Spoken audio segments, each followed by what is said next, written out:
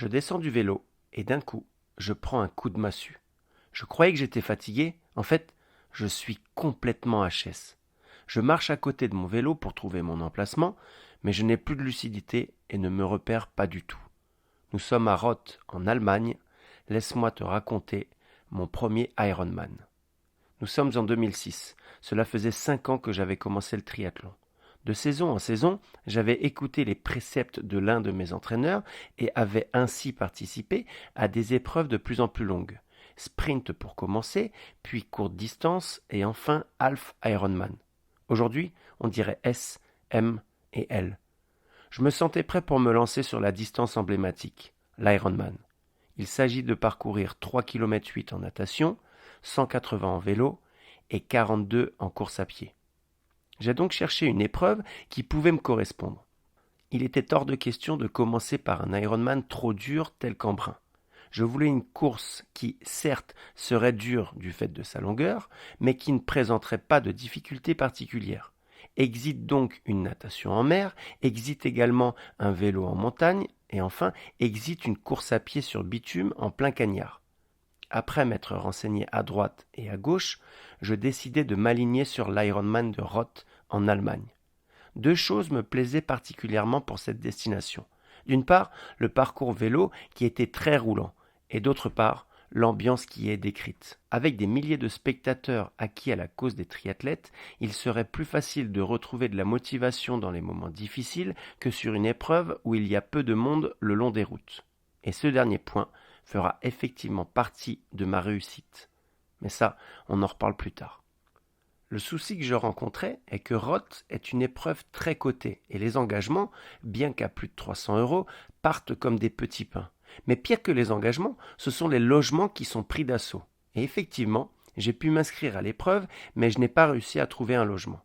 J'ai cherché sur internet et suis tombé sur une annonce d'une famille allemande qui proposait d'héberger un triathlète pour l'Ironman en plein cœur de la ville. Le rêve. J'ai donc envoyé un mail, mais malheureusement la place avait été prise par un Canadien. En demandant si cette famille ne connaissait pas d'autres personnes susceptibles de m'accueillir, j'ai eu la chance de découvrir que finalement, cette famille était prête à accueillir un autre triathlète. J'étais aux anges. Entre-temps, Marc, un autre triathlète de mon club, s'est aligné sur cette course et me demandait où je logeais. N'ayant rien trouvé de son côté, il me demanda s'il avait la possibilité de venir avec moi. Encore une fois, la famille a été plus que généreuse et nous a ouvert ses portes à tous les deux. J'en reparlerai un petit peu plus tard, mais il faut comprendre que cet Ironman m'a ouvert les yeux sur bien des aspects de la vie, et entre autres sur la bonté de certaines personnes. Une qualité que possédait cette famille et qui m'a fait prendre conscience de ce que moi aussi je pouvais offrir. L'inscription étant faite et l'hébergement trouvé, il me fallait désormais m'entraîner. Nous étions à 1 an de l'échéance, et comme à mon habitude dans la vie, j'aime prévoir les choses longtemps à l'avance.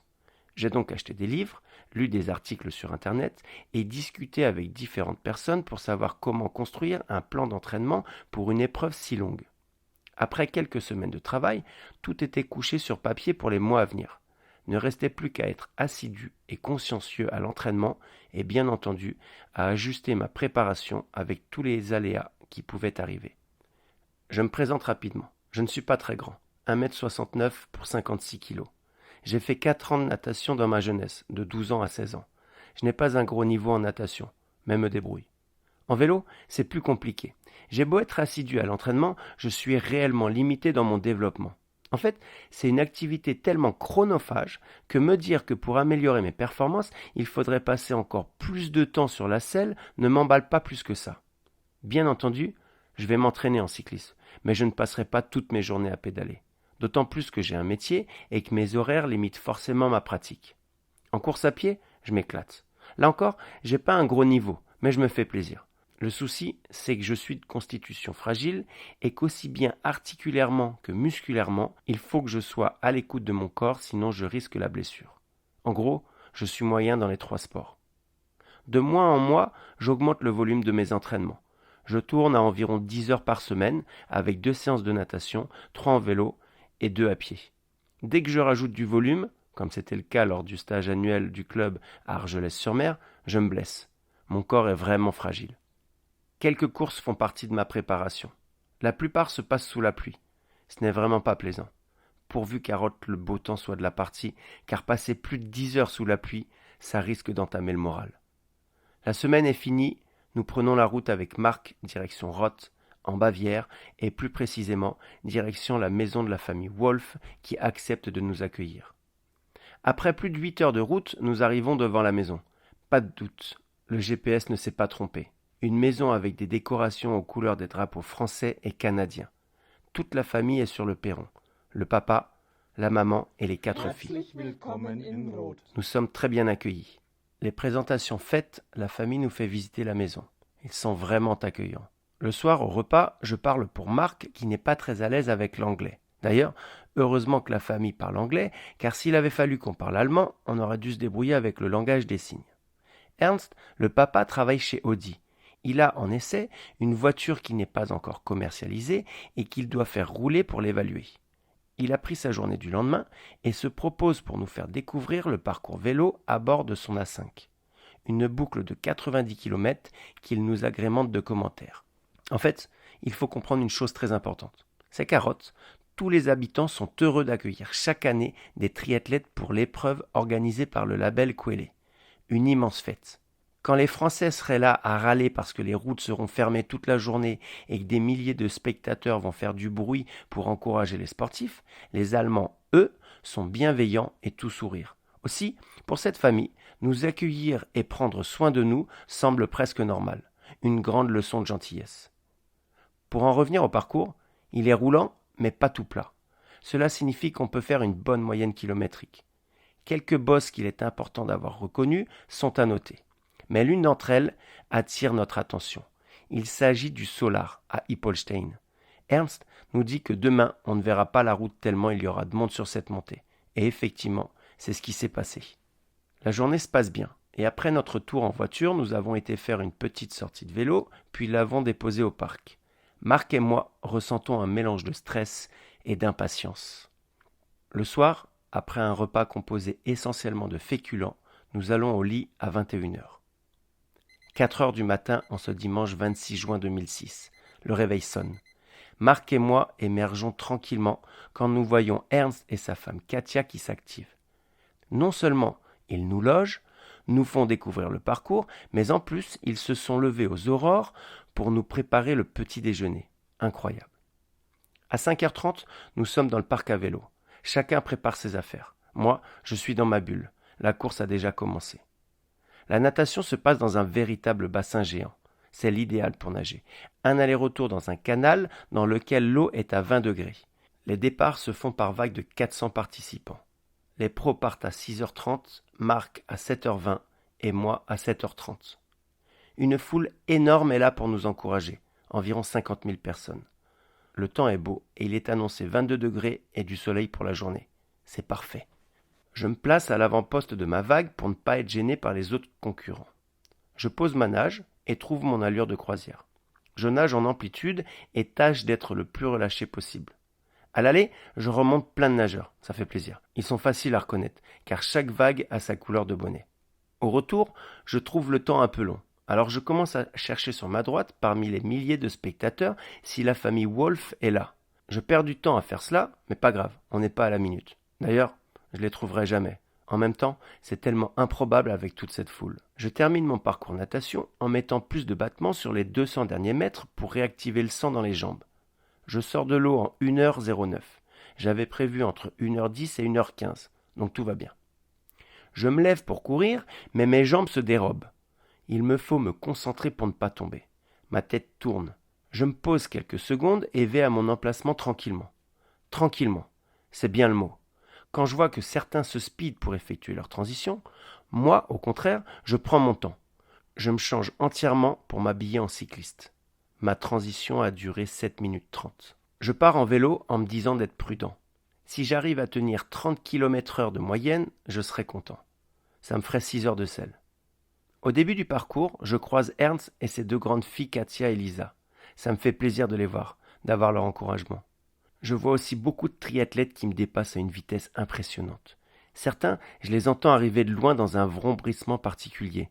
Ils roulent avec des roues lenticulaires, des roues pleines. Difficile à amener, mais tellement efficace. Au briefing, on nous avait dit qu'il fallait être prudent et ne pas vouloir suivre ceux qui dépassent, car certains font l'épreuve en relais et n'ont donc qu'une seule épreuve à courir. Ils peuvent se lâcher et arriver complètement éreintés à la fin du vélo, ils n'auront pas un marathon à aller courir après, ce qui n'est évidemment pas mon cas. Je boucle ma première heure à 31,5 km/h de moyenne. C'est bien parti. Peu de temps après, je rattrape Marc juste au pied de la plus grosse difficulté du parcours, le grading. C'est une montée de 3 km suivie d'un faux plat difficile de 2 km. Sans forcer, je passe cet obstacle. Tout au long du parcours, il y a énormément d'ambiance. Ça donne du baume au cœur. Quelques kilomètres plus tard, on entend le bruit de la foule au loin. En effet, on arrive dans la côte du Solar. Là, c'est de la pure folie. On se croirait au Tour de France. Dans une montée de 600 mètres, s'amassent 20 000 personnes qui ne se poussent qu'au dernier moment. Comme Ernst le disait, on ne voit pas la route, on ne voit pas où l'on va, on le découvre au fur et à mesure. Au briefing, on nous avait dit de ne pas nous enflammer dans cette côte, pour plusieurs raisons. Premièrement, la route n'est pas bien large avec autant de public, alors doubler est compliqué. Deuxièmement, la liesse de la foule peut rapidement nous pousser à nous dépasser, mais attention, le chemin vers la ligne d'arrivée est encore long. Troisièmement, il y a tellement de monde au même endroit que l'oxygène peut vite manquer. Il faut donc bien penser à sa respiration. Bien entendu, fort de ces conseils, j'ai fait tout l'inverse. Me sentant pousser des ailes en montée, alors que je ne suis pas bon dans ce domaine, je me mets en danseuse et commence à doubler les concurrents les uns après les autres. Cette impression de toute puissance est juste magnifique. Mais le retour de bâton n'est pas mal aussi. Devant me rasseoir sur ma selle par manque de souffle et avec les cuisses qui me brûlent, je reviens soudainement à un rythme beaucoup plus calme et laisse les concurrents fraîchement dépassés me doubler à leur tour. Je reprends la route et finis mon premier tour en 31,3 km/h de moyenne. Tout s'est bien passé jusqu'ici. Mais c'est alors qu'arrive la fatigue. C'est un moment difficile à passer. Il faut serrer les dents, ne pas se désunir, continuer à manger et à boire régulièrement. Pour ne rien arranger, le vent s'est levé et j'ai l'impression de coller à la route. Tout à l'heure, j'avais l'impression de voler sans forcer. Là, j'ai l'impression de coller en forçant. La mauvaise passe ne dure que 20 km. Au 110e, ça va mieux. Je reste cependant prudent car je sais qu'une fois le vélo posé, il y a le marathon et c'est souvent là que tout se joue. Bien que j'essaye de garder une allure constante, je fais en sorte de m'évader. Je regarde le paysage, discute avec les concurrents et salue le public. Au kilomètre de la bière, j'envie tous ces gens qui sont attablés en train de nous encourager en sirotant une belle blonde. Moi aussi j'en ai envie. Vivement que je passe la ligne pour y avoir le droit. Les 30 derniers kilomètres à vélo sont vraiment durs. Je n'ai plus de jus. Je fais en sorte de bien m'alimenter, mais la fatigue est bel et bien là. Plus de 6 heures que le départ a été donné, et la ligne d'arrivée n'est pas pour tout de suite. Je termine ma partie vélo en 6h02. Dommage. À 2 minutes près, j'atteignais mon objectif. Pas grave. Il faut que je me prépare pour mon marathon. Je descends du vélo, et d'un coup, je prends un coup de massue. Je croyais que j'étais fatigué. En fait, je suis complètement HS. Je marche à côté de mon vélo pour trouver mon emplacement, mais je n'ai plus de lucidité et ne me repère pas du tout. Heureusement, un bénévole me demande mon numéro de dossard. Il ne parle pas français, moi pas l'allemand. Impossible de lui parler en anglais. Il comprend que j'ai du mal, regarde mon numéro inscrit sur mon mollet et m'amène à mon emplacement. Je pose le vélo, prends mes affaires de course à pied et vais me poser sur un banc dans une tente. À ce moment précis, je me demande comment je vais faire pour aller courir. Et puis, ce ne sont pas 5 ou 10 kilomètres qui m'attendent, mais 42. Comme si ce n'était pas suffisant, j'ai attrapé froid sur le vélo et j'ai le nez qui coule en permanence. Bon, ne pas s'affoler. Respirer. Je mange un petit sandwich, je bois un coup et je me change. J'ai toujours aimé les défis. Alors, plus la difficulté augmente, plus la motivation augmente elle aussi. Je suis changé, mais pas encore prêt pour partir courir. Je fais quelques étirements. Pendant ce temps, bien entendu, de nombreux concurrents m'ont dépassé. Pas grave, je fais ma course. Je suis presque prêt. Je prends une grande respiration et me dis que je pars pour aller jusqu'au bout. Ça y est, je fais mes premières foulées. Ma transition a été longue, plus de 10 minutes, mais il me fallait bien ça. Je pars suréquipé, une ceinture porte-bidon avec 2 mini-bouteilles et 8 gels. Dès les premiers mètres, j'adopte une allure lente. Mon passage dans la tente lors de la transition m'a fait comme un sas de décompression.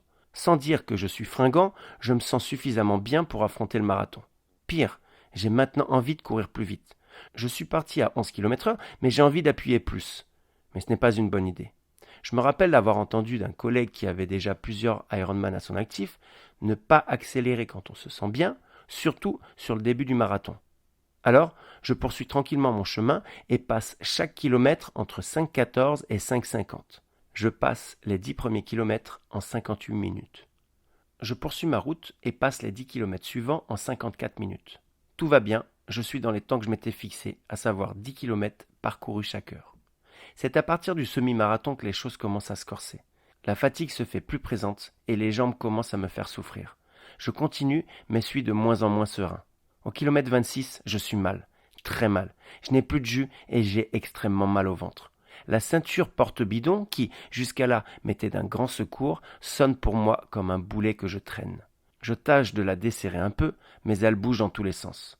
Je termine le 3e 10 km en 57 minutes. À partir de là, plus aucun kilomètre ne sera couru en moins de 6 minutes et je commence mon chemin de croix. Heureusement, au 32e kilomètre, je croise Katia, la fille aînée de la famille Wolf, à qui je confie ma ceinture porte-bidon. Me voilà allégé d'un poids, mais pas pour autant sorti d'affaire. Je savais que l'épreuve serait dure, alors je m'accroche et serre les dents. Mes fibres musculaires ont cassé les unes après les autres. Désormais, quand je pose le pied au sol, ce sont de grandes douleurs aux quadriceps et aux mollets qui me prennent. Il ne me reste que 10 kilomètres. Je vais y arriver. Je tourne la tête et vois un gars allongé dans le fossé. Je suis halluciné. Je lui demande si tout va bien. Ça va? En fait, il est tellement mal qu'il n'a plus la force de continuer, ne serait-ce qu'à marcher. Il me dit qu'il fait une petite pause et qu'il repartira après.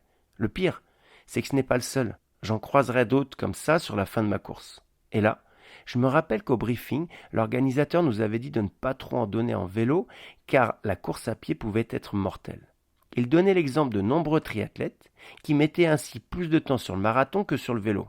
En gros, ils posaient le vélo en 4h45, 5h, mais parcouraient le marathon en 5h30, 6h, parfois même en 7h. Bref, l'enfer. Ce ne sera pas mon cas. Bien sûr que je suis mal, bien sûr que je suis fatigué, mais si j'ai géré mon effort depuis ce matin, ce n'est pas pour s'aborder ma fin de course. Alors, je continue. Les kilomètres défilent de plus en plus lentement. Je voudrais accélérer, mais n'en suis absolument plus capable.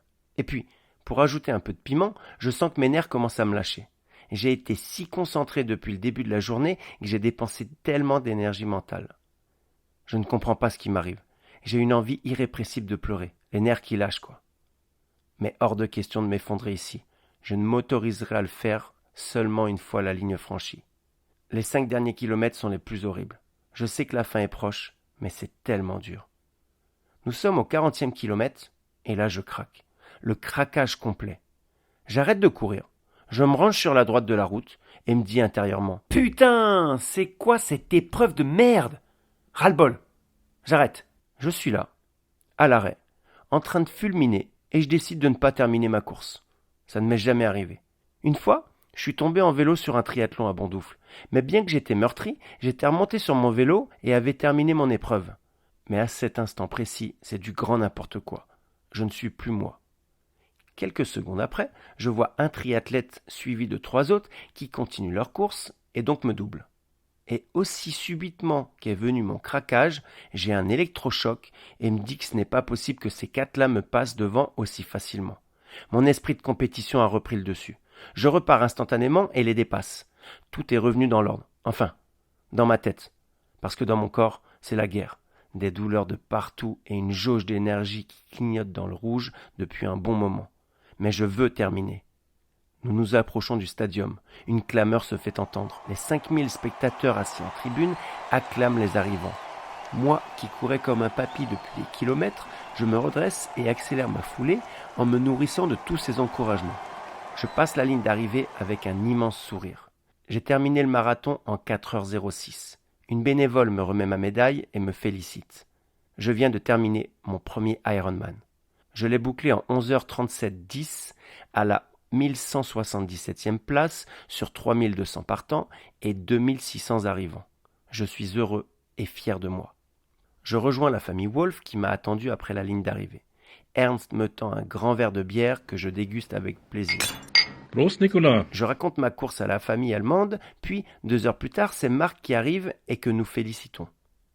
Je suis resté en contact avec Ernst, Uschi, Katia, Sonia, Lisa et Julia. J'ai vécu une superbe aventure avec ce premier Ironman. Ce, sur tous les plans, sportifs, humains, psychologiques. J'y ai tiré plein d'enseignements.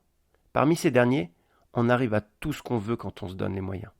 Et c'est ce précepte qui m'a permis de passer mes examens pour changer de métier, changer de vie et devenir maître nageur. Mais ça, c'est une autre histoire.